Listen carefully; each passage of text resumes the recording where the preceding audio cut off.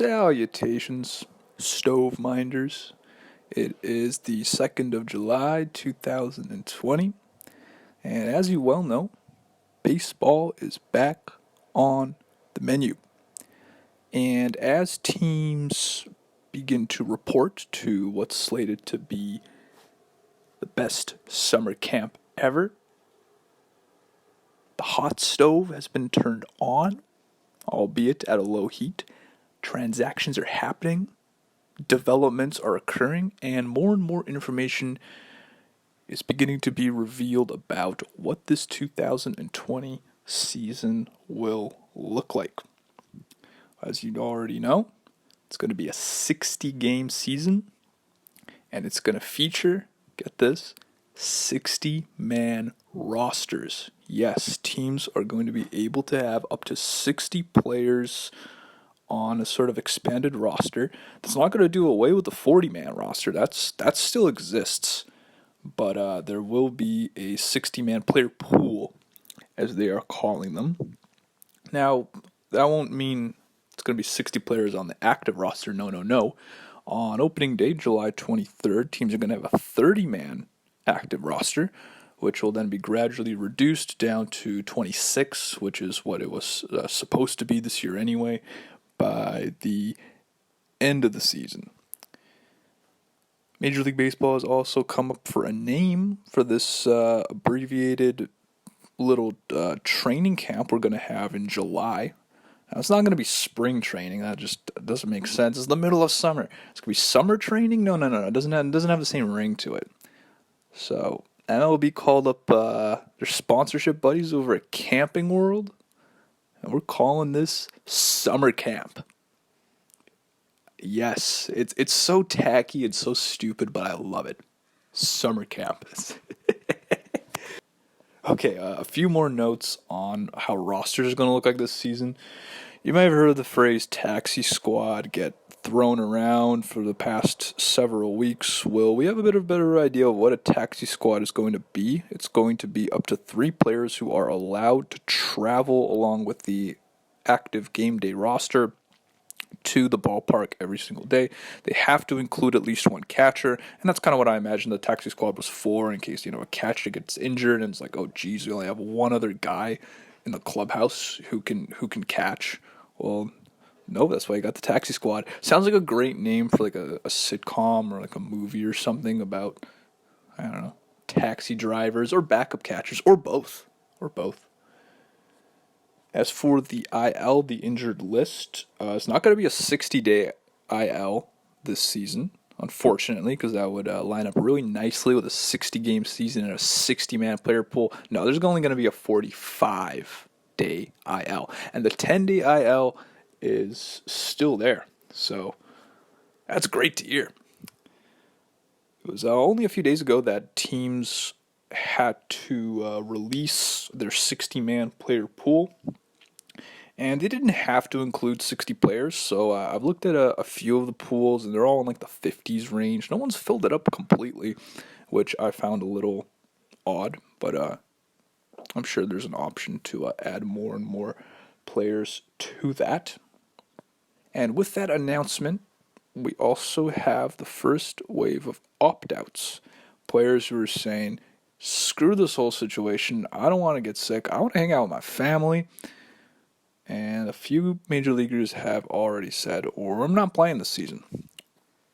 Amongst them, you have Arizona Diamondbacks starting pitcher Mike Leake will not be pitching in 2020.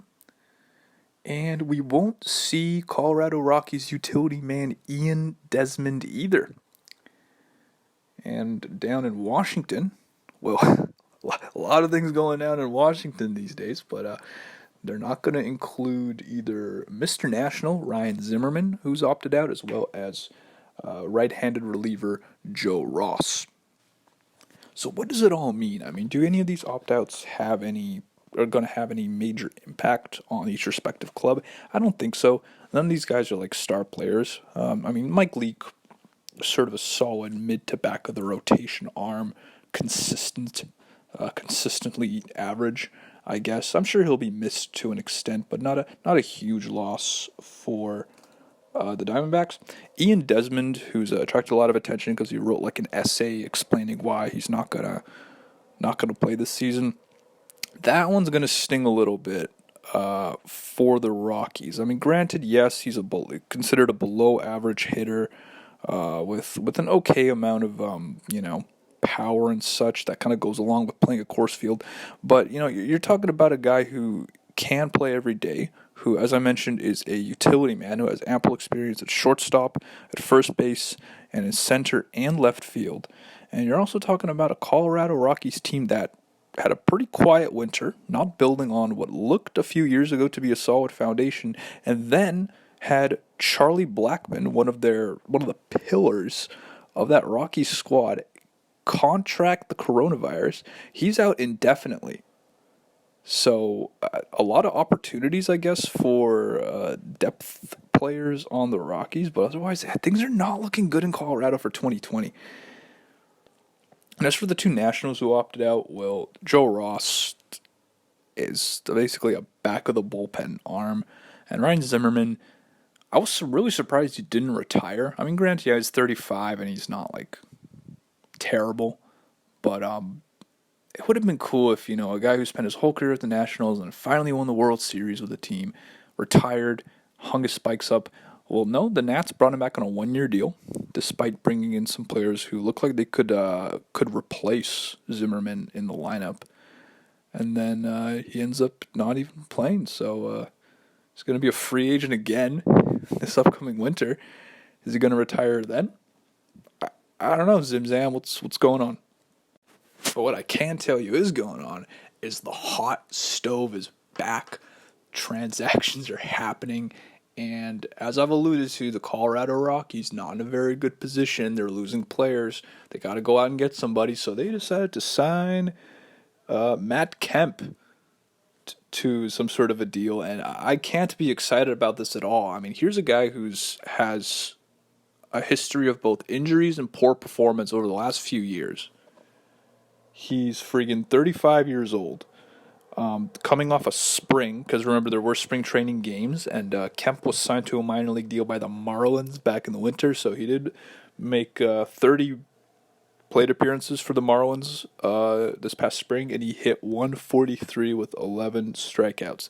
And you may also remember Kemp was pretty ass in the 2019 regular season. This has to be his last shot. It really does. I mean, for a veteran player with, as I said, poor performance and a poor injury history as of late, these guys were not really getting the contract shots to begin with. These are the kind of guys who were getting minor league deals. I mean, yeah, Kemp did get a minor league deal to go with the Marlins. I think the only reason the Rockies went after him is just out of desperation. And I guess a slight hope that, playing a course field will maybe bump Kemp's numbers up to a not even a respectable level, but just like like a big league level. Like, okay, this guy could actually play at this level. But yeah, it might be the last dance for Mr. Matt Kemp. Meanwhile, the New York Mets, who are in the middle of an ownership turnover, the team is up for sale. They made a bunch of moves. This came out of nowhere, but yeah, the Mets were quite active. They signed a few players, a couple depth pieces, infield utility man Gordon Beckham, as well as right-handed reliever Erasmo Ramirez of straight out of Nicaragua. And the one deal that I think could be interesting is Melky Cabrera is going back to New York to the Mets. Yes, Melky.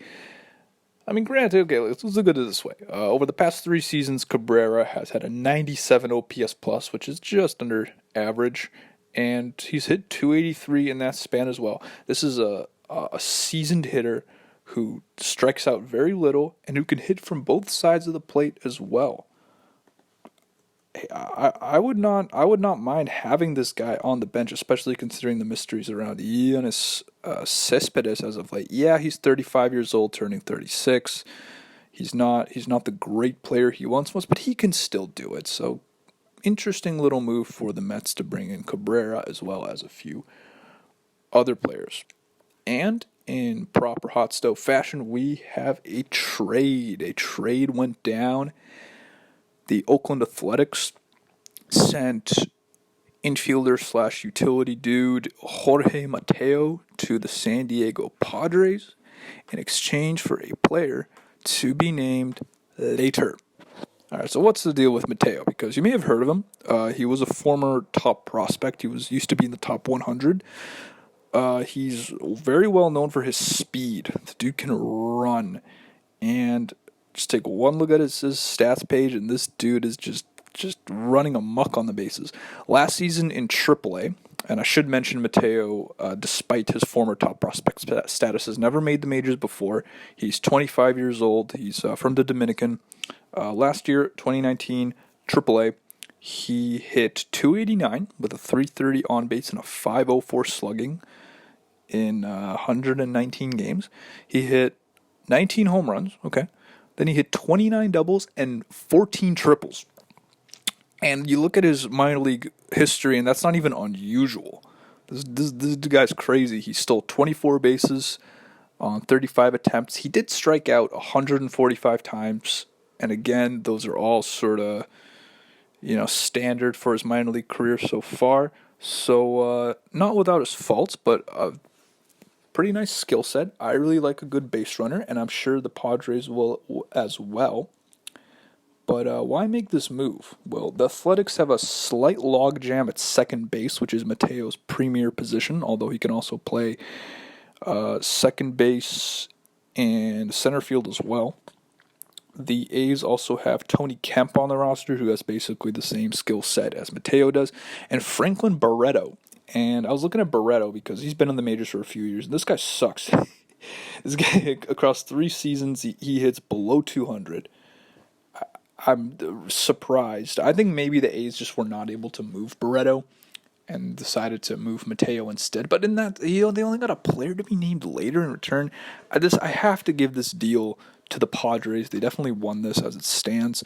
San Diego doesn't exactly have a wide opening at second base either. They do have legendary bust Jurickson Profar on the roster. No Brian Dozier.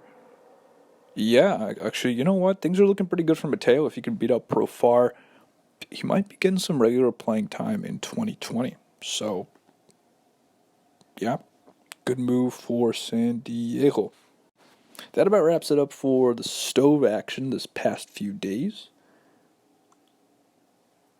A few other developments related to the minor leagues and to the playoffs. So this might come as a surprise, but only yesterday or 2 days ago, the minor league baseball season was officially canceled. I thought it was canceled as it stands, but no, there's going to be no minor league baseball this year. I assume or imagine that maybe some independent leagues might be doing stuff, but not sure about that or what the contractual legality of a minor league player going to take some reps in indie ball might be like. So more bad news from a minor league system that was already slated to get some cuts at the lower levels from up top. And this sucks for the vast majority of minor league players because the vast majority are just not going to play this season, missing out on crucial developmental time. The higher ranked prospects, those guys might be getting more opportunities actually, because with the 60-man player pool, a lot of teams are saying, you know what, let's just give these top prospects a shot. So if you were to look at, for instance, the Rays player pool, Wander Franco is there. The Padres included Mackenzie Gore. The Angels have Joe Adell, stuff like that, But for most minor leaguers, they're going to be beleaguered. And as for postseason, this one a bit disappointing because I was thinking, with a 60-game season, we're going to have some fun postseason format, maybe a 16-team bracket, something crazy. No. Apparently, the league and the Players Association could not come to an agreement on the playoffs, and as it stands, it's going to be a 10-team conventional postseason. So that was slightly shocking, at least to me. The union has said that they are open to further discussions of an expanded postseason, and hopefully Manfred will see the error of his ways for once and actually return to the negotiating table. There's only 60 teams. Like, there's just so much variability. I mean, in the regular season and the postseason, but like, there's gonna be so much salt. Maybe regardless, maybe it's a no-win situation, but I would have personally liked to see an expanded postseason. With that said, I think it's time for a little bit of Cubscast. A little bit of Cubs casting for you. Well, the Chicago Cubs did announce their 60-man player pool, consisting of 50 players, 39 of who will be attending summer camp at Wrigley Field, and 11 of whom are going to be hanging out in South Bend, Indiana, home of the Cubs' AA affiliate. Yeah, it's going to be a sad cap. Just 11 guys hanging out while everybody else is at Wrigley. As for the composition of the 60-player roster, pretty much what you would expect. Some names that stick out are particularly on the catcher front, and again, catcher is the most specialized position in baseball. Makes sense to have a lot of backups. So on top of Caratini and Contreras, Wrigley Field will also host Mr. P.J. Higgins, who has played. Oh, you know what? He's played as high as AAA and Fall League, so he's not an absolute bum. And also Josh Phegley. He's played parts of 7 seasons, mostly with the Athletics, mostly as a backup catcher. So, yeah, depth for you. If you needed a refresher as to who the Cubs signed this past offseason, a bunch of pitchers: Dan Winkler, Ryan Tepera, Jeremy Jeffress, Jarrell Cotton. All those guys are going to be at Major League Camp in the coming days, as will be Danny Holtzen. And I mentioned the Holtzen story before, former top prospect who just has a horrendous injury history. I was kind of surprised he made it to Wrigley, while there's other guys like Adbert Alzolay and Braylon Marquez, top pitching prospects who are going to be in South Bend. I don't know. But other than that, yeah, other guys to watch on the come up, I guess. Dwayne Underwood and James Norwood are both going to be at the Major League Camp, as will one of my favorite/least favorite pitchers of the Cubs system, Dylan Maples. He asked us, is he going to strike him out or is he going to walk him? It's always a fun one. Cubs also invited Miguel Amaya, the catcher, and outfielder Brennan Davis, a couple other higher-ranked prospects, to their minor league camp. And meanwhile, their major league camp will also include Ian Miller, who's supposed to be like the base running guy. He's a utility man, mostly in the infield, mostly in the outfield. And to that effect, also Steven Souza Jr., but that's no surprise that he's going to be at summer camp at Wrigley Field.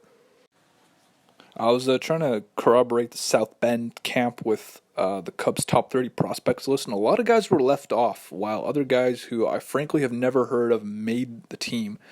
But also in the top 10, number 10 overall, Christopher Morel, an infielder, made it. So congratulations to him. Some very relevant Cubs news, and this is a story for you. So Jose Quintana was washing the dishes, and he lacerated his left thumb. And remember, he's a left-handed pitcher. He sustained some sort of nerve damage. He had to get microscopic surgery, and now he's out for 2 weeks. I mean, this is bizarre on so many levels. Well, first of all, you can see how this would have happened. Some people like to wash the dishes by filling the sink up with hot soapy water, but then you can't see exactly what's in the sink, so you reach down like, oh geez, there's a knife, I've just cut myself. This is why I don't wash dishes like that, but Quintana is not of that persuasion. He was probably doing it like that, and he cut himself pretty bad, and that sucks because Q has been noted for his durability. This is his first IL stint. 8 seasons in the major leagues, and he's never been on the injured list or the disabled list.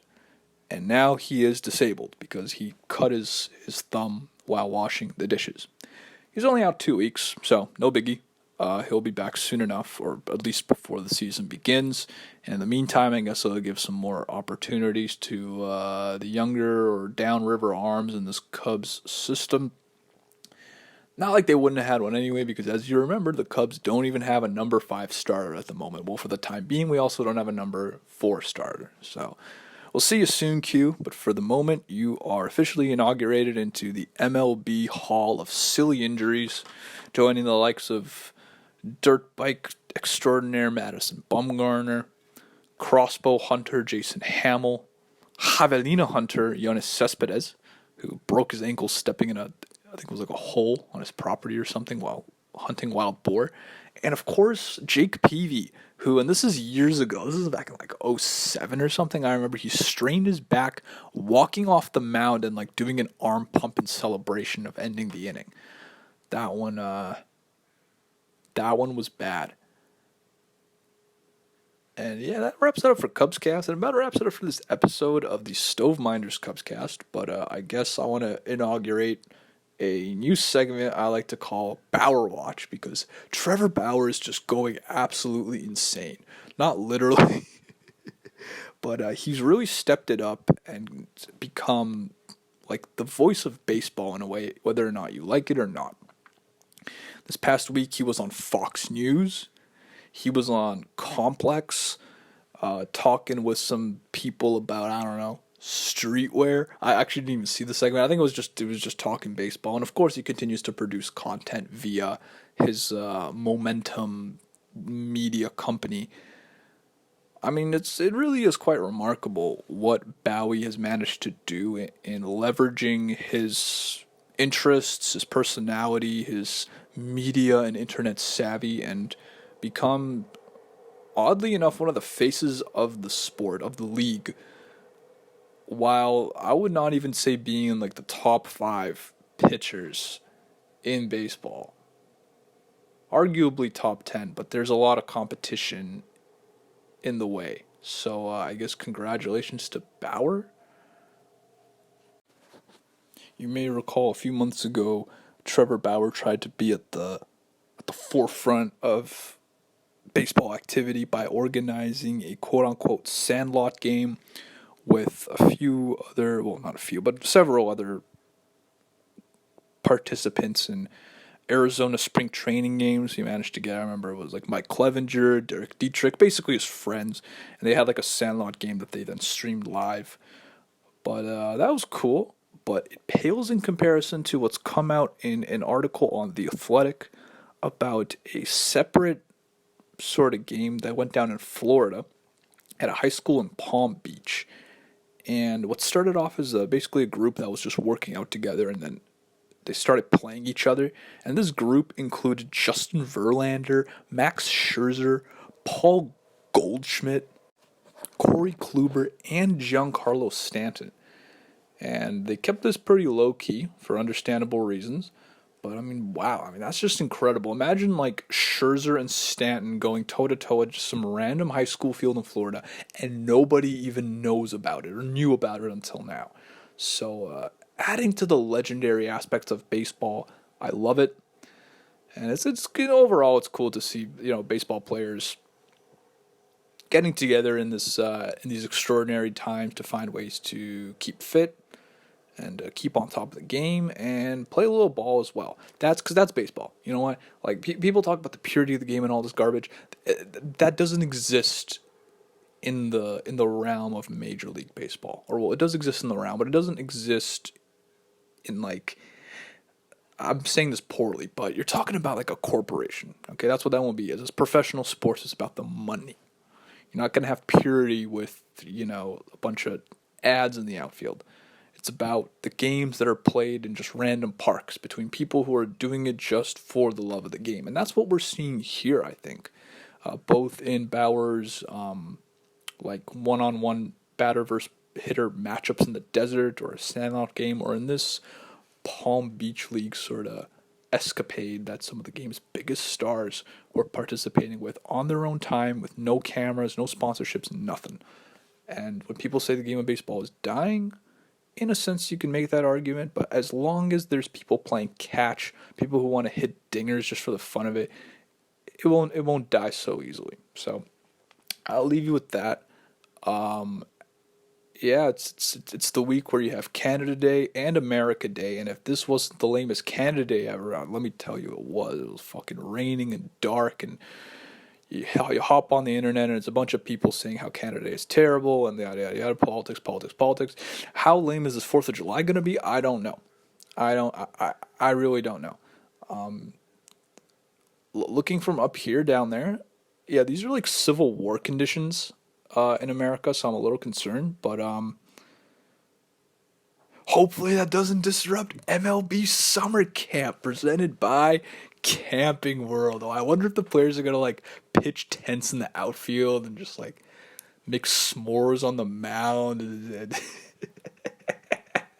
Okay, I'm done. I'm done. No more.